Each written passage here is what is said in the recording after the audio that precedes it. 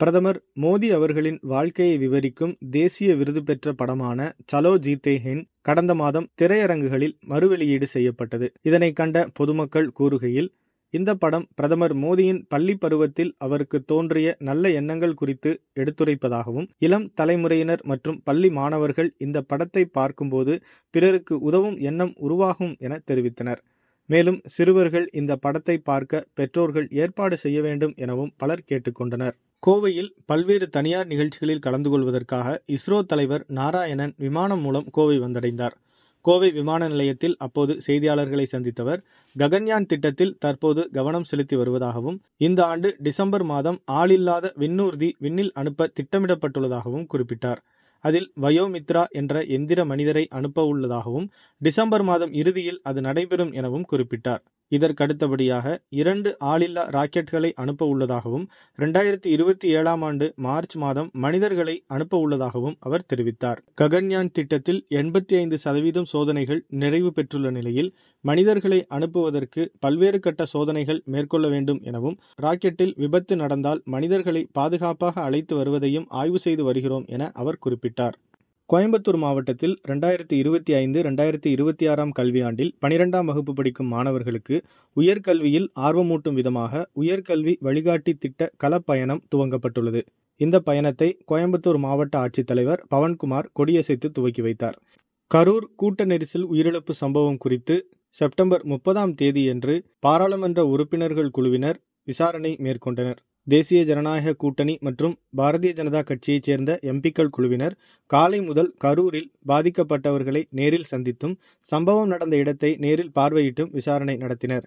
அதனைத் தொடர்ந்து கோயம்புத்தூர் விமான நிலையம் வந்த பாராளுமன்ற உறுப்பினர்கள் தேஜஸ்வி சூர்யா மற்றும் அனுராக் சிங் தாக்கூர் ஆகியோர் செய்தியாளர்களை சந்தித்தனர். அப்போது அவர்கள் கூறுகையில், கரூர் கூட்ட நெரிசல் உயிரிழப்பு சம்பவம் தொடர்பாக நாடாளுமன்றத்தில் விவாதிப்போம் எனவும், இந்த சம்பவத்தில் பாதிக்கப்பட்டவர்கள் மற்றும் உயிரிழந்தவர்களின் குடும்பத்தினரிடம் பேசியதாகவும், அதன் அடிப்படையில் பல்வேறு கேள்விகள் எழுந்துள்ள நிலையில் அவற்றை அறிக்கையாக தயாரித்து பாரதிய ஜனதா கட்சியின் தேசிய தலைவர் JP நட்டா அவர்களிடம் ஒப்படைக்கப்படும் எனவும் தெரிவித்தனர்.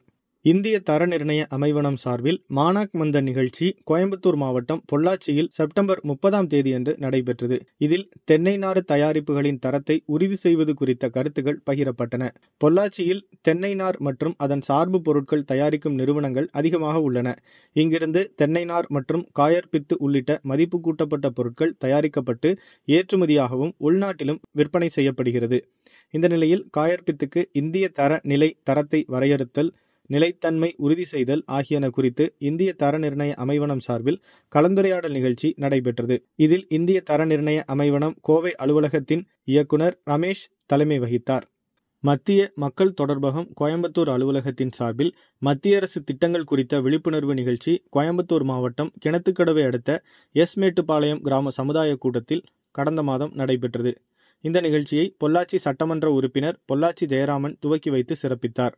இதில் மத்திய அரசு திட்டங்களான பெண் குழந்தையை காப்போம், பெண் குழந்தைக்கு கற்பிப்போம், பிரதமரின் வங்கிக் கணக்கு திட்டம், தூய்மை இந்தியா இயக்கம், பிரதமரின் மக்கள் மருந்தகம் ஆகியன பற்றிய விளக்கங்கள் அளிக்கப்பட்டது. மேலும் பெண்கள் மற்றும் குழந்தைகளுக்கான ஊட்டச்சத்து மிக்க உணவுகள் குறித்த விழிப்புணர்வு அரங்குகளும் அமைக்கப்பட்டிருந்தன. இதனை 100க்கும் மேற்பட்ட மாணவ மாணவிகள் மற்றும் பொதுமக்கள் பார்வையிட்டனர்.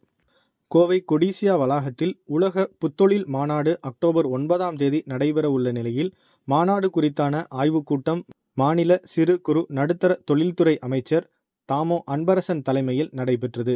இதில் பல்வேறு கல்வி, தொழில் மற்றும் வர்த்தக நிறுவனங்களைச் சேர்ந்த பிரதிநிதிகள் கலந்து கொண்டனர். மேலும் இந்த நிகழ்வில் TNGSS என்ற பிரத்யேக செயலியையும் அமைச்சர் துவக்கி வைத்தார்.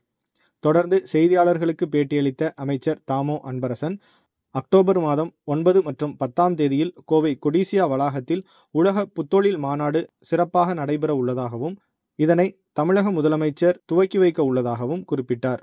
இந்த மாநாட்டில் 39 நாடுகளில் இருந்து 267 பங்கேற்பாளர்களுடன் 30,000க்கும் மேற்பட்ட தொழில் முனைவோர்கள் கலந்து கொள்ள உள்ளதாகவும் அவர் குறிப்பிட்டார்.